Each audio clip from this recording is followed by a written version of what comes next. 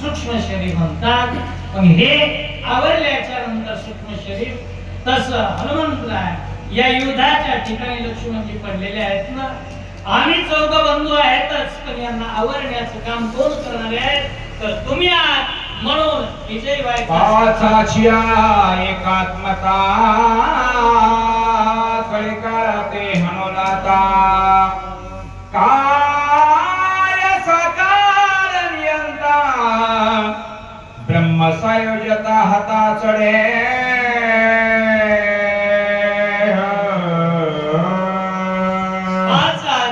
एकात्मता आणि 5 जण आपण एकत्रित आलो होतो. तुका म्हणे काळा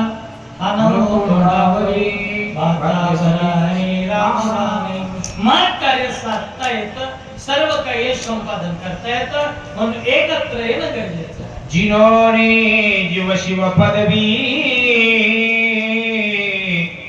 स्वस्वरूप स्वयानुभवे पूर्ण ब्रह्मत्व ठसावे जीवी पंचैक्य भावी पदायसे.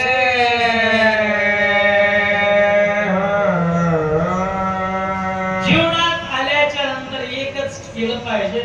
त्याचं जीवन जर सार्थक करून घ्यायचं असेल तर जीवानं शिव बनलं पाहिजे. आहे का नाही? राम म्हणतात राम शिव होईजे पदी बैसोनी पदवी घेईजे.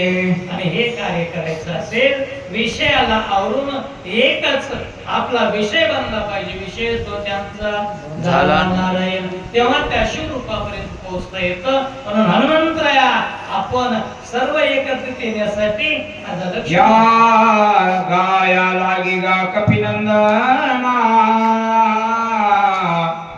शीघ्र करोनी प्रयाणा वाचवी बंधु लक्ष्मणा बहु प्रतारणा काय बोलो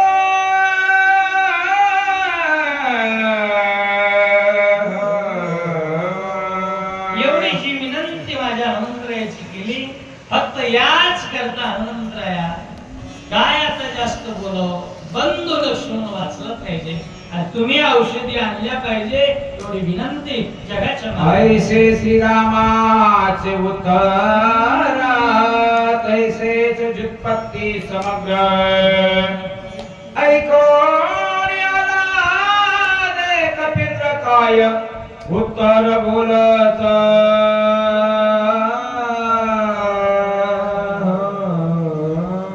भगवंताचे शब्द ऐकले, हनुमंतरायाला उल्हास झाला, आनंदले. तसेच मोठमोठे वीर सगळ्यांनी विनंती केली आणि हनुमंतराय विनीत वृत्तीनं भगवंताच्या समोर काय समुद्र ओलांडोने असं का जेने पालती केली लंका भेदला लाविला दशमुखा तो हनुमान देखा सरसा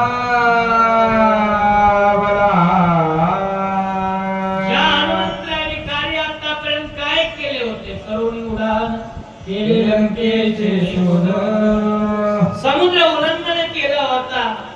राक्षसावर जबरदस्त त्यांच्यासोबत युद्ध करून त्यांना भेट लावला होता. असे हनुमंतराय सरसावले कार्य करण्यासाठी तयार होत आहे. हनुमान साठोपता जीवी सूर दुदुंबिता टिल्या देवी पुष्पवृष्टी केली अघवी निज वैभवी कपिंद्रा. हनुमंतरायाने आवेश धारण केलं. भीम रूप धरी असुर संहारे. तसा अचाट असणार रूप धारण केल्याच्या नंतर देवादिकांनी सुरदुदुंबित राहिलेल्या वाद्य वाजू लागलं. पुष्पवृष्टी सत्वर दावो नि कपिपती औषधी आणि निशिती सौमित्र उठवी मारुती उदया गबस्ती नयता.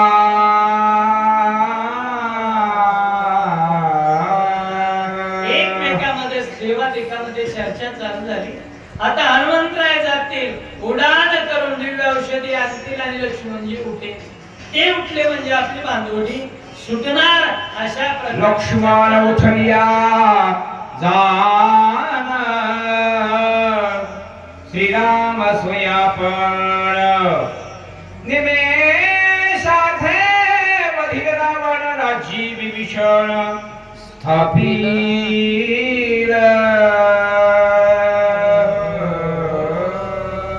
देवांना एकच चिंता होती तुका म्हणे ज्याचे देव बांधवडी देव बांधवडीत आहेत ना आपली सुटका झाली पाहिजे.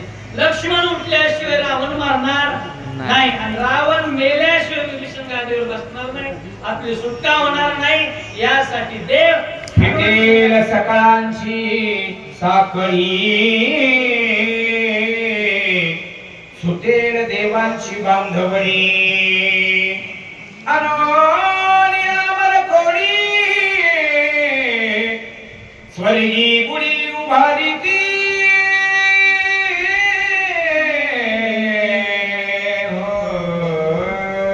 कोट्यावधी असणारे अमर निर्झर देव स्वर्गात प्रत्येकाने आपापल्या घरासमोर दिव्य गुढ्या उभा केल्या का की आता हनुमंतराय चालले म्हणजे आपलं संकट सुटणार आणि आपण मुक्त होणार. स्वातंत्र्याची आस त्यांना लागली. कुंडली कवळे